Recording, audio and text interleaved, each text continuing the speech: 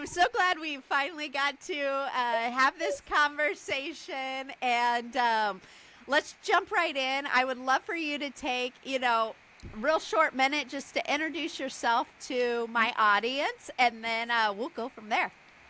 All right. My name is Timeko Davis-Wade. I am the popcornista. I am a wife, a mother, a lover of Jesus, of all things, truly a servant to God's house, and I own a gourmet popcorn business. And one of the most amazing things that I love is how we met, how Stephanie and I met online through the book, I believe it's called I Like Giving. Yes, I know. I wanted you to share. Let's jump right in because I always love to ask my guests, like, share our only God story. And I kind of forgot. I kind of forget how we met, but it's usually who I'm interviewing. They remember. So share our only God story of how we met and connected. So we were both following, I think is it John Formosa who wrote the book? Oh, I it's Like Brad. Giving? Brad Formosa. Okay. So we were following the page itself. I Like Giving. Brad Formosa, and I remember that every time I got on there and I liked his page, your name would be right beside it, Stephanie L. Jones. I was like, wait a minute, who is this? And so just kept doing it. And then finally, I clicked on your name and I looked you up and I was like, oh, wow, she is the giving guy. I love that. Yes. And I believe I started following you, and then we just started conversating through that. And it was the fact that we had a kindred spirit about gifting, being generous, and just sharing God's word through love, through time, through treasures, and then as we continued to talk, and I think we shared each other's cell phone numbers or anything. Yeah, we did. And I think I remember saying, "Oh, well, I'm going to Chicago." You're going to Chicago? I live in Indiana. I was like, "Ah, my God!" So we had to meet each other, and I'm like, "Look at this! Look how God put us together." Just knowing that we have likes, things that we enjoy together, and just having the best time. We could talk about anything, and Yes. and then all your sweet books. I'm like, oh my God, it just resonated in me to have somebody else who understands that purpose that's in me, that fire, that compassion about giving to others, and not just I'm giving money, but Right. the way you give, you you don't do just 50%. You give in total. You give 100 and even more than that. And that's one of the things I think that connected us in. Yeah, and I love what you shared because I mean, I don't know about you, but and you have your business. What's your business name? You want to share that? Pop's Kernel Gourmet Popcorn. Yeah, Yes. so you have your business, and so like as a small business owner, we both are out there on social media. So there's a lot of people that follow us and connect with us that I would never take that next step to be like, here's my cell phone number, and then it's like, oh, let's get together. And so I think that's even like just the discerning and the following of the Holy Spirit, Yeah. where we were both like just kind of kept taking those steps. And I do want to share with my audience. So I do have my Christmas book, which is Giving Gal and the Christmas Cookie Extravaganza. And Tiana, which is Popcorn Queen, is based off of my dear friend, and so we got to put her love for popcorn in this book, and I love it because it's like, Gabby's thing is cookies and yours Yes. is popcorn, but they have such a sweet friendship, and even though they have differences, is at the end of the day, they are both excited about giving and using their gifts to make other people happy, So cute. and surprise and delight. So, anyways, I love that, and so we have a cool only God story of how we met. Yes. But I think one of the things that I was blown away by is when I met you in person, you Yes. shared with me your popcorn story, and that is an only God story. And so will Yes. you just share like how you became the well, you know, in my books, I call you popcorn queen, and you say Yes. you call yourself what? Popcorn The papanista popcornista. pop.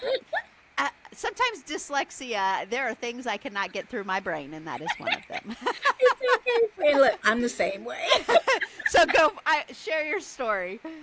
Okay, so I'm gonna go back a bit to 2011.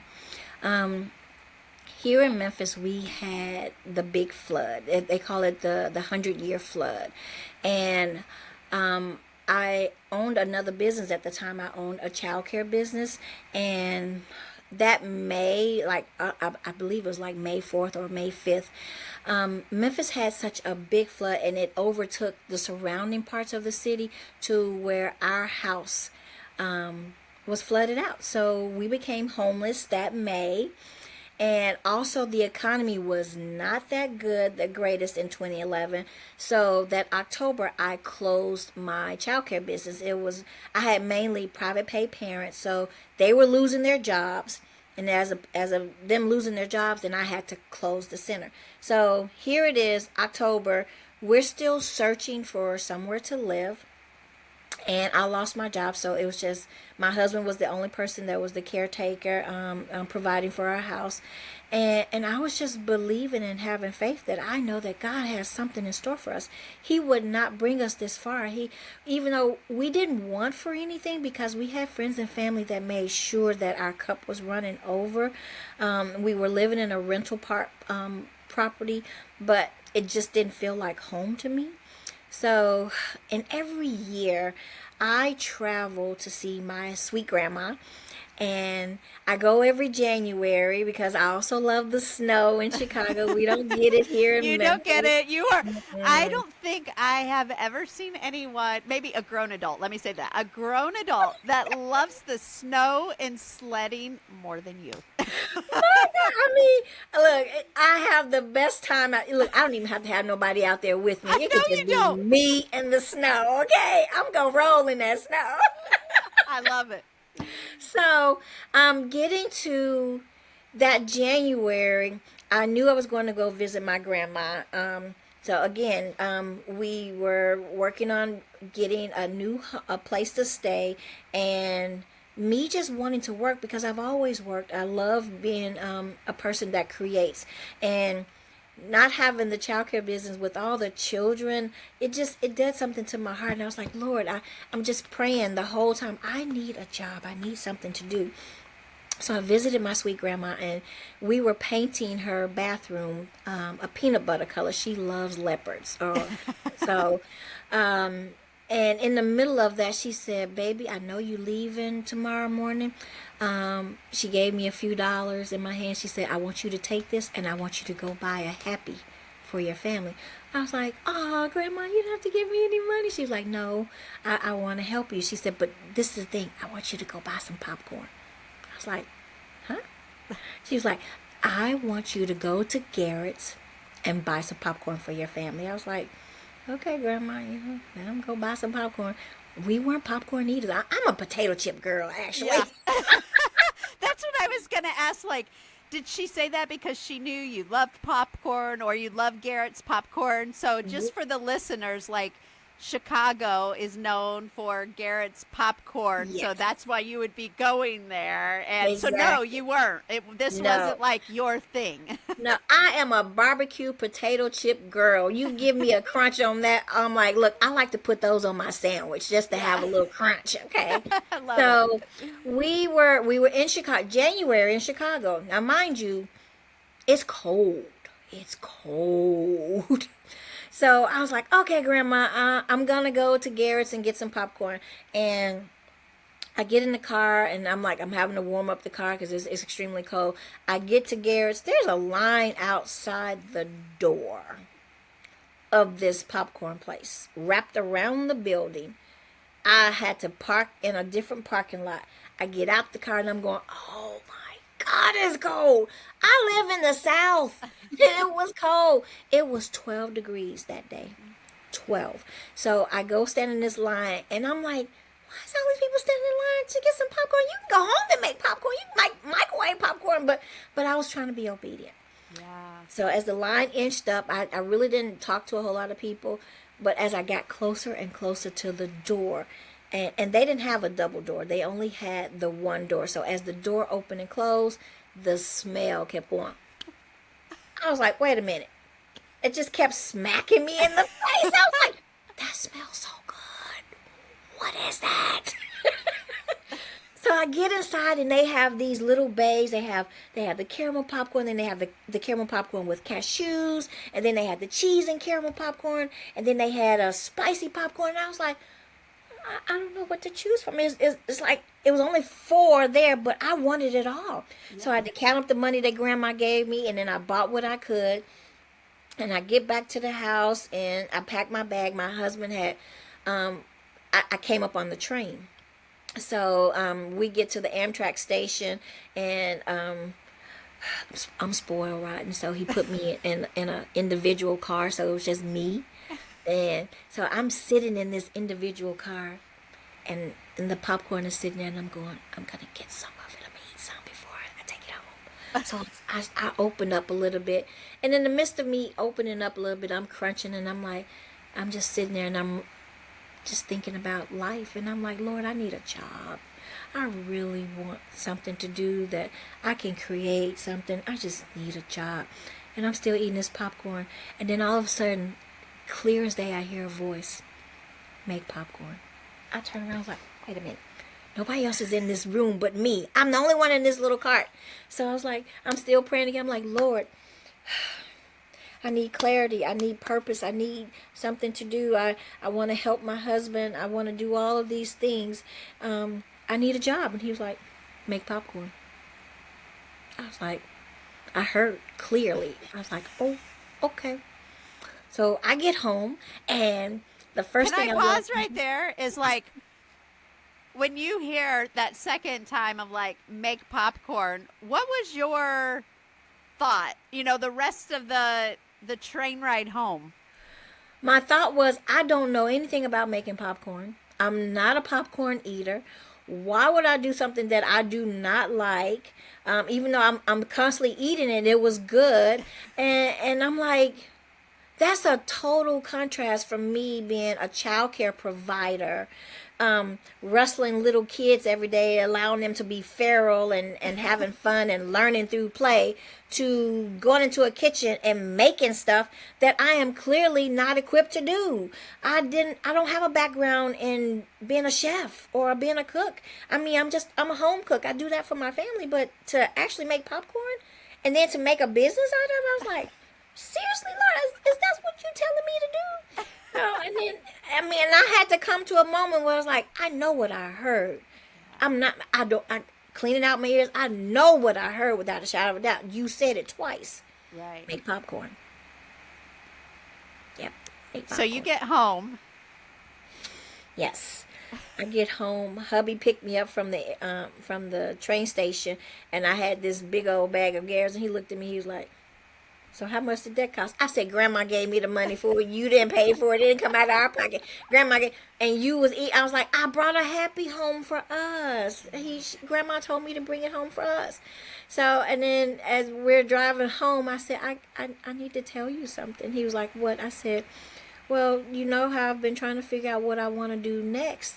You know, because his thing was he wanted me to be a consultant to other daycare centers since I was in that business to help out others. And I was like, I don't want to do that anymore. I didn't want to wrestle with children anymore. So I'm trying to figure it out. So I told him, I said, you see this bag of popcorn? He's like, yeah. I said, well, I had a conversation with God in the train and he told me to make popcorn. He was like, what? I was like, yeah, God told me to make some popcorn. So we get home, and he was like, let me taste it. So I let him taste it. He was like, it's popcorn. I said, I know. I don't know what it is, but God spoke to me, baby. He spoke to you. He was like, he really spoke to you. I said, he really did. So we sat on that conversation for about maybe a week or two, and it just, you know how it just plays over in your head again and again. And I was like, I asked him again. I said, so what are we supposed to do? He said, okay, let's go to the store.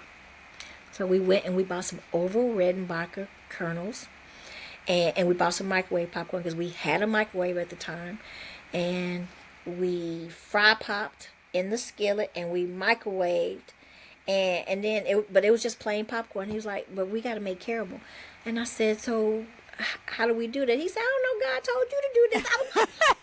He's like, I'm not involved in this. Exactly. I said, but I need your help. So we got online and we found a basic caramel recipe. And I was like, okay, let's do this. So we made the basic caramel recipe and then we poured it over the popcorn.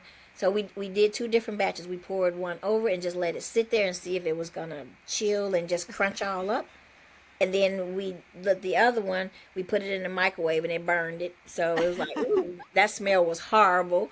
But the one that just sat there, I was like, after because it was chewy, I was like, there's got to be something more that we didn't do. We're missing something.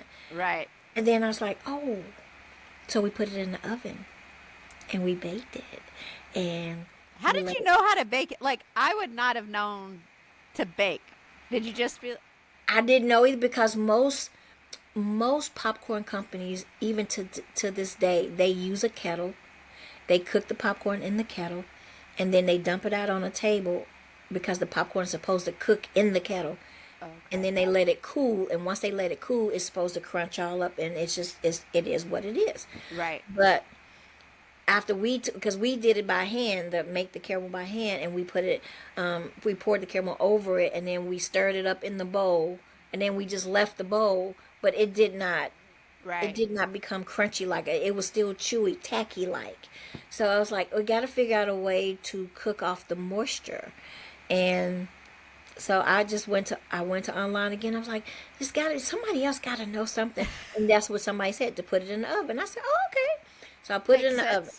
Yep. But we split it in half because I was like, I don't want to keep having to make stuff over and over and over again just in case we do it wrong. So we split that part in half.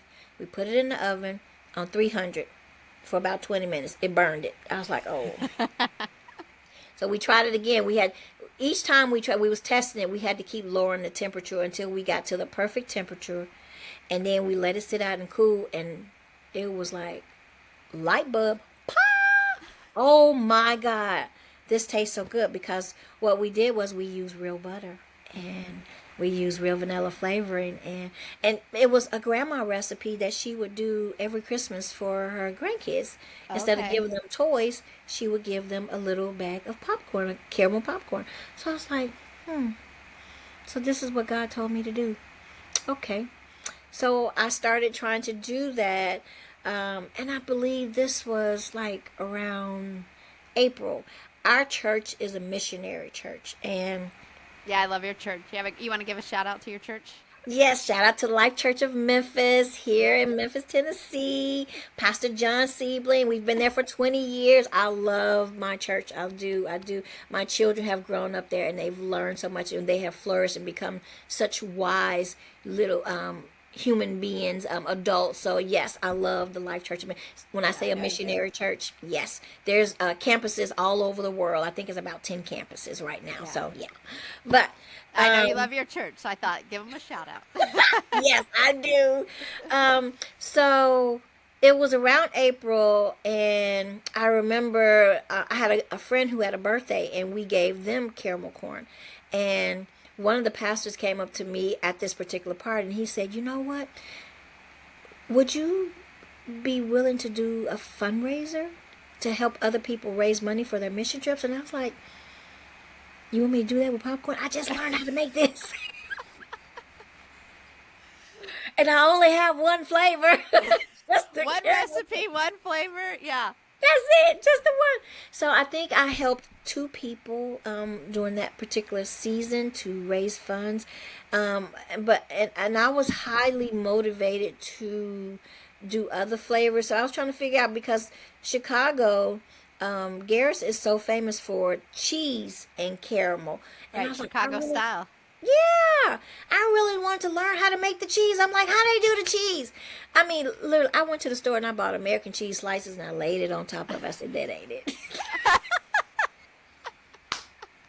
You know what I love, though, too, is like, I think we've lost the art of like, it's okay to try and fail. Yes, You that know, is true. and what I love about your story is like you guys tried a lot, you failed a lot, Uh-huh, but you uh-huh. just kept like, did you keep moving, or I should say, like, why did you keep moving forward? Well, because I wanted to perfect, since God told me to do it, I'm like, he wouldn't Right. tell me to do something and didn't equip me to learn how to do it. Yes, I don't know all the ins and outs of it, but I want to try. I would just want to see where this is going to go. Now, mind you, in the middle of that, we were also living in this business called show homes, and it's where you move into a house and you decorate the house and you help the homeowners to sell the house. So how that plays out with us and doing popcorn, we were making popcorn for different things. I hadn't really gotten into doing events and stuff like that. It was more so me helping people with the church. Yeah. And fast forward to like 2015, myself and my son, we were doing an internship with Life Church, and that means we're helping other people. And the Zoe conference came up, which is the women's conference. It was something really huge, and we had been doing minor things with popcorn but not really big things. And again, we're living in show homes. They asked us to make our very first large order. It was 1,400 bags of popcorn. I was like, what? Are you kidding me? Who? Huh? I don't know how to do that. Now, I had perfected my caramel corn, but I was learning how to make the cheese. We had went to the store and I had bought 20 boxes of macaroni and cheese. Comes with the powder cheese that's Yeah. inside. So I took the powdered cheese out and we popped the popcorn, and I drizzled a little oil on it, and I stirred it up. I was like, oh, this is how you do it. And I stuck it in the oven. So here it is. Now I got cheese popcorn. So I was like, okay, I can do white cheddar. So yeah, so I had learned how to do the cheeses. And that fall, like right around this time, Hmm. my pastor, she had ordered a cinnamon roll popcorn because I learned how to add some seasonings to the caramel. Which And is she, one of my favorites to this day. It's like, I tell you, it is like crack. I if that bag, you have sent me that bag, I have ordered that bag, and it's once I open it, I'm done. it is done. I know. And then she also ordered white cheddar ranch. So Oh yeah, the that's another one of my favorites. my God, I mean, the amount of people that were at the conference that year, and to because I didn't even get to telling you how we named the business. Oh yeah. It had Well, to that have a wait, name. yeah. Share with us. Okay, so because my husband created the very first batch of caramel corn, and my children call him Pops, so we was trying to figure out names, and I had to look at him one day and I go, Pops, you made the very first batch of caramel. Oh, wait a minute, Pops Kernel. Pops Kernel! Pops Kernel Gourmet Popcorn. Pops Kernel Gourmet. That's the name. That's the name. That's the name. Look, that's the name. Pops And you can tell Kernel! because you're so excited about it. And you know what I love? And I, until you told me the story, you know, I mean, you and I followed each other online a lot before we met, and I heard your story. Yeah. Is the whole time I'm like, why is it Papa's Kernel? It is your business, you know what I mean? And but Yeah. it is just like, so I love that, and I love how your husband was involved in the beginning. And I think it's really important for, like, if you're a husband or a boyfriend, whatever, and you're listening to this, of like, he didn't shoot down your dream and poo poo it. And yeah, it sounds like he might have thought a little like, what? Like Yeah. popcorn? Yes. But he really, like, got in, was in the kitchen, and was like, okay, Yep. God, called you to do this, even though it seems crazy. Yes. And I think that for me is a huge lesson that I want the audience to hear, Yeah. because if God has given your spouse a calling, don't be the person that snuffs that out Yeah. and never lets them pursue and do what God has called for them. Because I have seen that. You know me, I've spoken at a lot of conferences, I've done a lot of goal Yes. setting, and I always say the number one reasons women don't pursue what God has called them to do is their spouse. Yep. Because I have heard it over and over Hmm. and over again as I'm talking and having one-on-one conversations to women. So Hmm. shout out to your husband. I just wanted to like recognize of how important he was and how God used him as a godly man to carry out what he called you to do, but it's also been your family to do.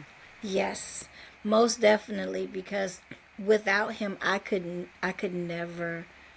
It wouldn't have been as successful as it is, because he has truly embodied the dream that I had and carried it through. I mean, we both have so many ideas, and of course, because I'm the creative, I run with so much stuff, and he just kind of draws me back in, like, hold up, we gonna keep it simple, we gonna keep it simple. But I tell you, um, this this business has taken off so much that I couldn't begin to imagine um, Do you want to how share it a would little be. bit, like some of those things that you've gotten to do, the opportunities that have opened up for you as it relates, like having your popcorn business? Yes, yes, yes, yes.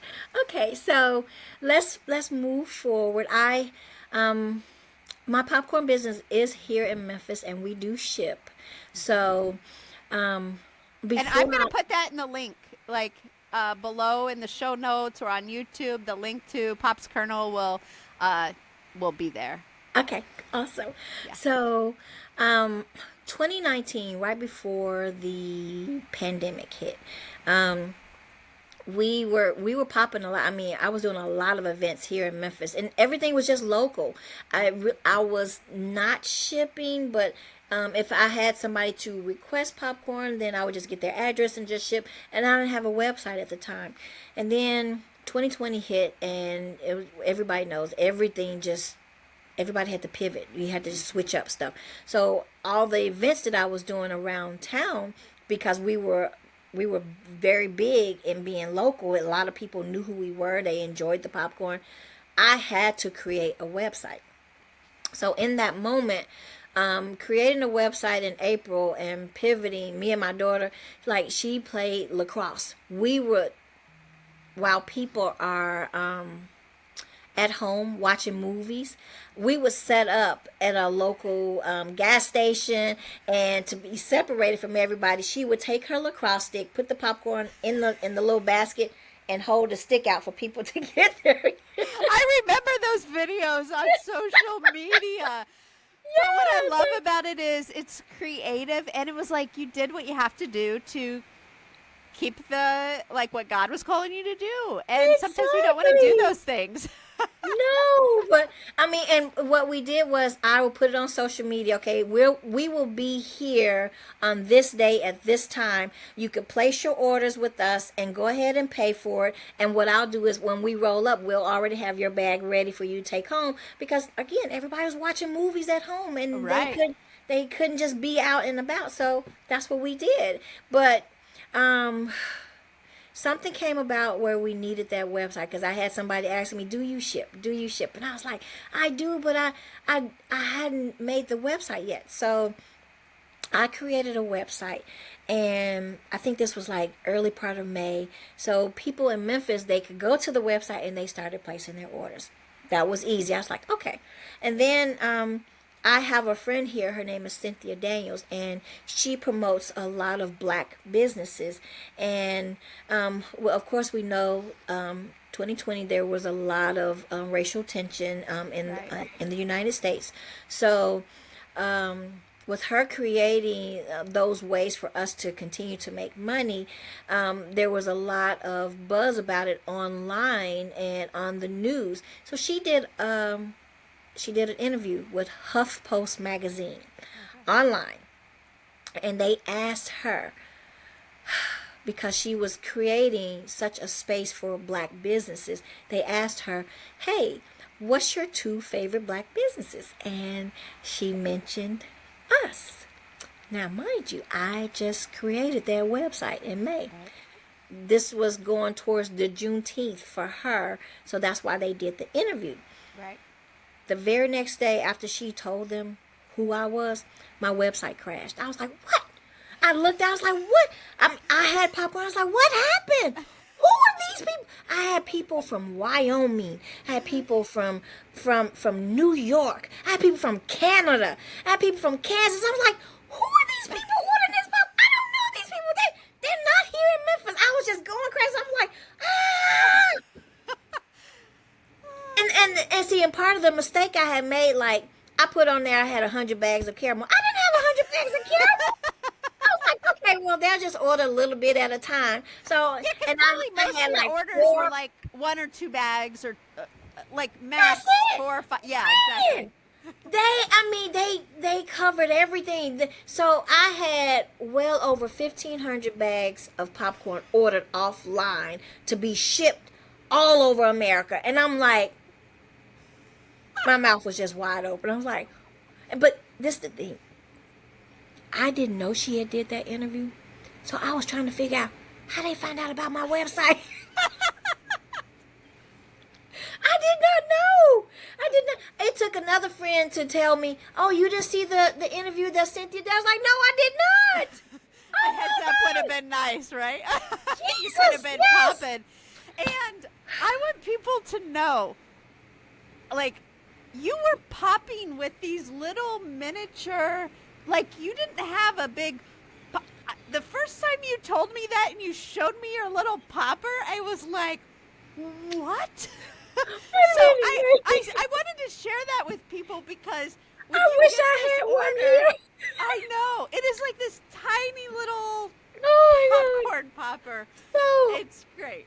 I had 8 of the popcorn poppers. Yeah. Because yes, I air pop. I do not fry pop. Fry pop is where you put the kernels in the skillet and you add butter or some type of oil.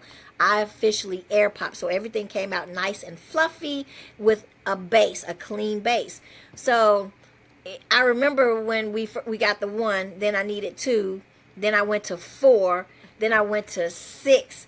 And then at the height of it, I had 10 poppers. So I called them, they had names. They were my employees. They were working hard for you. Yes, they were. I'm like, get them up every day. I'm like, hey, wake up. It's time to get. I'm going to tell you. Oh, go ahead. I'm going to tell you. One of them died and I had a funeral. It was a running joke online. I had some people and I was like, oh my God, one of my employees passed away. And they was like, oh no. And then I showed a picture. They was like, really? Popper. I will say, if you are listening to this or watching this, whatever, is you can tell that you have so much joy, so much energy. You don't take yourself seriously. Yes. But I also want to go back to that, Huffington Post article that posted that was in, I think you said 2020. Yes. You started your business back in, what was it, 2012? Yes. Okay. And I officially got my license 2017 because I knew after I did that big one with my church, I was like, okay, I got to do something because I'm getting more and more orders and big orders coming from different places. And then the church had, I think 2018, they had ordered 4,000 bags of popcorn for a Christmas thing. And that was across, because at the time Life Church had like 5 campuses here in the city. So Right. they ordered enough popcorn to go for all the campuses. And I was like, oh, I got to get my license. I can't keep doing this because I was doing it at home because I'm under cottage law. So Right. I'm working with my 1 oven and my little 9 poppers. Me and my children and my husband, and because it was COVID, so my husband wasn't working at the school at the time, but we were all still making popcorn. And when I tell you, after she did that interview, it wasn't just the people ordering online. I got an email. a request. So Michael B. Jordan was doing movies at the drive-in theater in California, and that was to keep people separated. They asked me, "Oh, could we order 250,000 bags of butter?" I'm like, "What? Are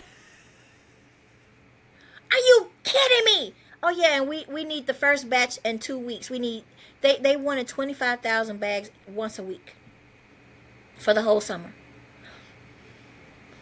My husband said, "We can't do that." I said, "I'm gonna give them a quote anyway." I'm like, butter popcorn? So I did give them a quote. It was a bit more than what they wanted to pay for because the shipping cost was going to be Right. but I was like, I'm gonna have some friends over. Look, we're gonna have masks on. We making this butter popcorn. We gonna do this. Which I want to speak to. One of my favorite stories is, well, I want to comment real quick on the timeline. Like, just jump back to that because this didn't happen overnight. No. God gave you the idea in 2011. You really kind of start your business 2012. It's not 5 years later where you get your license. You kind of get your first big order through your church, Yes. and then it's another 4 years where you have a website and it takes off in these opportunities, and you just keep being this faithful servant of like, okay, I'm popping popcorn. And I think in this like instant society, or I start something and oh, it's not going well, or I'm not getting sales, or I'm not doing like, Yes. for you, what kept you going through all of these like ups and downs, and then the craziness hit, but maybe the slower times, or even when you got a big opportunity, it's, you have those gaps too between like Yeah. big opportunity and then like what kept you going? Well, first of all, I love creating, and we went from having one flavor to 2 flavors to 5 flavors to 10 flavors to 30 flavors. Right now, I have upwards of more like 60 flavors, and I don't do them all year long. I like to do like 1/4 of the year. If it's Christmas time, then I have all my Christmas, my holiday flavors. Yeah. Springtime come, I switch it up. So, and this was the only thing that I was doing to make money for me and my family. My husband was continuing to work. My children were still helping me. And I just enjoy creating. I love being in the kitchen and making something new and fresh and exciting. And then understanding that the popcorn that I was making was not like the everyday popcorn that you get out of the store. I use premium ingredients. I want to make sure that if I'm going to make this for you, it's healthier for you. Mind you, you still get the sugar, but I'm using the nostalgia way, the butter, the real vanilla flavor, not fake vanilla flavoring. And then the biggest part was we used mushroom kernels. We use mushroom kernels. Yeah. And then to be able to shake off the extra unpopped kernels and the extra hull. Because I noticed when you go to the store and you buy popcorn from the store, you get all this trash at the bottom of the popcorn, and you're going, oh my God, I'm buying it, but I can't eat it all. So for me, that was important. I was like, I got to keep doing something that's going to make a difference in people. And then everybody uses popcorn as a gift during Christmas time. And I'm like, why can't they have an extra special gift that is truly meant for them to enjoy? They get their money's worth, and it's a healthier version of what everything else is. It's not a fried potato chip. It is a baked popcorn that is so delicious and is so gifting. And the last thing, because we consume so much. We buy shoes, we buy candles, we buy this, we buy that. But if you're buying a bag of popcorn, are you going to save that and put that on the shelf and go, okay, I'm going to give that to somebody else next year? No, you're going to eat that bag of popcorn. Yeah. So it's not taking up space in your, but you've enjoyed it. It's like, oh, wow, yeah, that's Yeah. something good. I love that. when you were talking about the kind of the movies, I thought of a story that I would love for you to share, and I forgot about this, so I feel like Okay. you're supposed to share this. Is um, your husband having to make a drive? Oh, wow. So, okay, so this 2020 was epic for us. It was the Right. beginning of our movie series. I believe when he made that drive in 21. So, let me go back a little bit. We had already created popcorn for 3 to 4 movies that were presented online, like through Netflix and Hulu and Prime. Right. But they were small scale movies, but yet they were still. That was one of them was a documentary called the Time documentary. There was Lucille Ball's documentary, and then there was Mary J. Blige did one. But this particular one, it was called Coming to America. It's a black movie, of course. Created with different characters, and it was the second movie that was coming out, and it was around their anniversary of the first movie coming out. Right. So I knew that they was creating this movie in December of 2020. I was like, oh, because I had already did 3 movies. I was like, oh, I would love to make popcorn for Coming to America. I just prayed it out loud, and then I let it go. And then in January, I get this email. Hey, we would love for you to be in the gold box for Coming to America. And I was like, I was so excited about it. I was like, okay, I get to do popcorn for a major movie that is so funny that people will watch all over the world. And this was on Prime. This was on Amazon Prime. So this was January. So we created the 1,500 bags that they wanted for this particular gold box.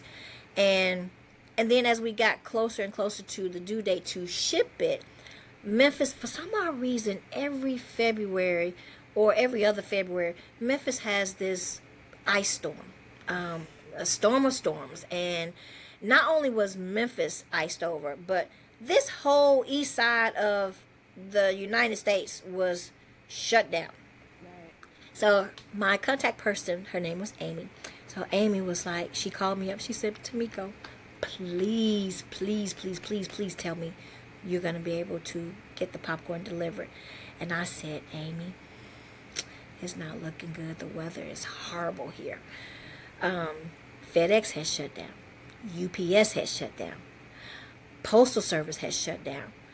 We were even looking at the freight lines shut down because the streets was, the weather was coming. It was getting ice. Memphis is not like Chicago where they get used to the weather. Right. Oh, you yeah, have the ability to treat it, and it's like whoa. you get ice and you shut down.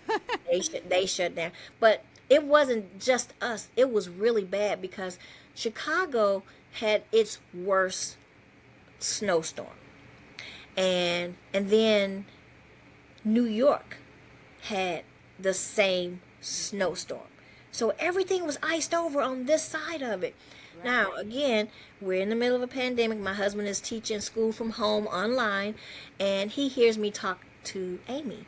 And he was like, put her on hold. And I said, Amy, hold on 1 second. So I look at him, and he goes, you need me to drive that popcorn to California? I was like, you would drive? I know how far it is to go to California. We have driven that distance. I was like, babe, I said, you would do that? He was like, hey, we already got it made. We done got paid. We ain't giving no money back. I'm getting in the car. Yeah. So he was like, okay, tell her that, we'll get it delivered. So I get back on the phone and I'm going, hey, Amy, I have a driver. I just realized that I have a driver. So if you could pay the fees to transport. She was like, anything, because she said, because the box won't be a box without popcorn. You can't watch a movie and you don't have the popcorn. So I said, okay. And she said, oh God, so now I just got to figure out these, how I'm going to get this chocolate from New York and these gummy candies from Chicago. So she was using other black-owned businesses to put into this curated box. And he heard her, and he said, put her on hold again. I was like, what? He's like, put her on hold. I said, okay. I said, what? He said, I'll drive to Chicago. I can't go to New York, but I'll drive to Chicago. And that's like so out of the way. So out of the way. We got ice, and they got snow and ice, but you gonna drive to Chicago? Cause see, my husband, he loves NASCAR. He loves to drive. So I get back on the phone. I said, hey, Amy, my driver, I've convinced him to go to Chicago. She goes, no way. I was like, yeah. She's like, well, can he go? I said, no, he can't go to New York now, Amy. That's out the way, but he's going to go to Chicago. So he loaded up the truck, and he loaded up the 1,500 bags of popcorn that she had requested for this box. And he proceeded to go to Chicago. We didn't know that lady, the black-owned candy business. We didn't know them from Adam's Apple, but we have been taught at our church that you go the extra mile. So if you have a neighbor that needs help, and we knew that this was going to be epic, not just for us, but anybody else that was in the box. Yeah. So he was like, okay, I'm going to do this. So we got her address, and he drove off. He gets to Chicago. It takes about 8, maybe 9 hours. And he picks up the candies, and then he goes to my dad's house to rest up a bit, because from there he was going directly to California. Wow. But Amy called me while he was resting, and she said, Timeko, can you make me 400 more bags? I was like, are you kidding me? Amy, I said, first of all, we're in the middle of a pandemic, and supplies are limited because we're iced over. She was like, but Timeko, you're gonna want these 400 bags. They're going into a different box. You're gonna want this. You're gonna want this. So I said, Amy, let me see what I could do. I had to check my supplies to see what I had, and then it was just me and Zoe and Devin, and I was like, oh, we gotta make 400. I said, so I called my husband. I said, hey, babe, Amy requested for 400 more bags, and he was like, you think you can make it? I said, yeah. I said, will you be able to come back home? He was like, okay, I'll slide back home. So and mind you, she paid for transportation to Chicago and back. Right. So he came back home. Now, I didn't tell Amy that I was going to make the 400 bags. I said I was going to try. So I didn't call her back for 2 days. He came home, he picked up the 400 bags, and then he was going across Texas. Texas was in the dark. Texas was iced over too. He had to sleep in the truck. Wow. He had to sleep in the truck. And then he got through New Mexico, Arizona, all those places, and then he finally got to Culver City in California. Now, he gets to Culver City, and they open up the gates, and they let him in. He pulls on in. Her and her team are standing out there. They're like, yes, the popcorn is here, the popcorn is here. And then my husband gets out the car, and he changes his shirt, and he puts on his Pops Kernel gourmet popcorn shirt. And she looks at him, and she goes, so how do you know Pops Kernel? Because they're the sweetest people. You know, they sent you to Chicago. You drove all that way. He looked at her. He goes, Amy, I am Pops Kernel. She was like, what? You're what? So she calls me up. She goes, Timeko, why didn't you tell me you were sending your husband? I said, just in case if he didn't make it, Amy. I didn't want you blaming us, so I told you the driver. I love that story because, well, one, like, only God could give you that opportunity. You know, I mean, you go from an idea that you are given on a train to not know how to make popcorn, yes, to making popcorn, to, you know, this little trail of popcorn, yes, to your church, to the opportunity, you know, like to making the website and the yes, Huffington Post article, and then to be able to do for, you know, movies. And I just think it is the perfect only God story, but it's also been like, you guys, it is taken you, like you said, of going the extra mile, doing things that most people wouldn't do. Yes. And I want to remind people, like, following God isn't easy. Oh man, there were plenty of hard moments, because if I go back to when I'm telling you we lived in show homes, We moved 13 times throughout that season, within the 6, maybe 7 years, before we bought our house. And in the middle of that, all that time, we were making popcorn. And so if you know what show homes is like, you're helping someone sell their house. That means that you have to do showings. And that Right. means the house has to be immaculate. People come to the house to see the house. And what we understood at the time, people don't buy an empty house. They buy a house that looks like it's lived in, that has been loved on. So in the middle of all that, every time I had a huge order or an amazing order come through, guess what? We Showing. didn't have not one showing. We didn't Oh, have really? I forgot about that. I remember you telling me. What are the only God, right? only God. We did not have not one showing. And we sold many, 13 times. We sold plenty of houses. I think one house we lived in it for 1 month. We were in and out. We had, and it was a 5,000 square foot house. So imagine having to do all of that, and then you have to tear everything back down, and then go move somewhere else, and then put everything back up on the wall and place everything in the order that it needs. We had the lady was a decorator, so she would use all of our stuff all over again. But every time we had a big order to come through, it was quiet. There was not one time I had to stop what I was doing. We made those orders work, and I knew that was nothing but God. I knew then that when he's told me to make popcorn, he meant that, and he has kept his promise on us being able to continue to serve the people with a gourmet snack that is intended for them to enjoy and is still healthy for them. Yeah. And I think too on that is like on the calling is what you were willing to do. Like he was also God provider in the time with the home when you needed it, but it Yes. wasn't what you would have picked. Like as somebody who has moved, I don't know, 4 times in the last, 20 years, Yes. I can't imagine. And so I guess that's another like message to the listener is like God might ask you to do something also that in the mix that you're like, really? Like Yes. I just want to make popcorn. Like you told That's me to it. do that and I'm doing that, but now you want me to like live in show homes, sell houses and do all that? Like Yep. All of that. All of that. All of that. To the tune of today, we have created popcorn for 17 movies where we have partnered with Netflix, Hulu, Prime.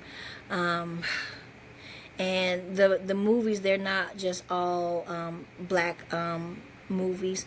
They have been documentaries. They have been mainstream. We did what was the last one we did? West Side Story. We did Lucille Ball's documentary. We've did so many of them, and each time they requested, again, I did not go online and go, hey, you can use us for this or that.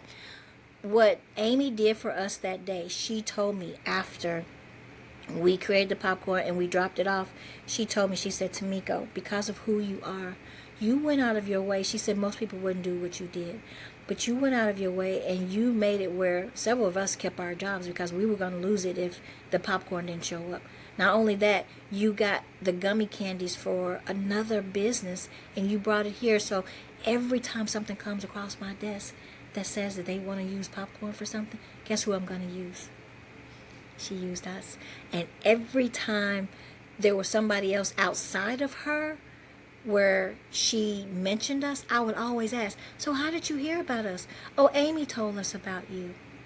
And not just what we did, but the integrity, how we package our popcorn, how we ship it to them, that the fact that I don't want any kernels to get crushed, the way we put it in the box, and then I put extras in for their team to eat while they're repackaging whatever gift box that they're doing, down to the labels. We use premium bags for it, and then the labor.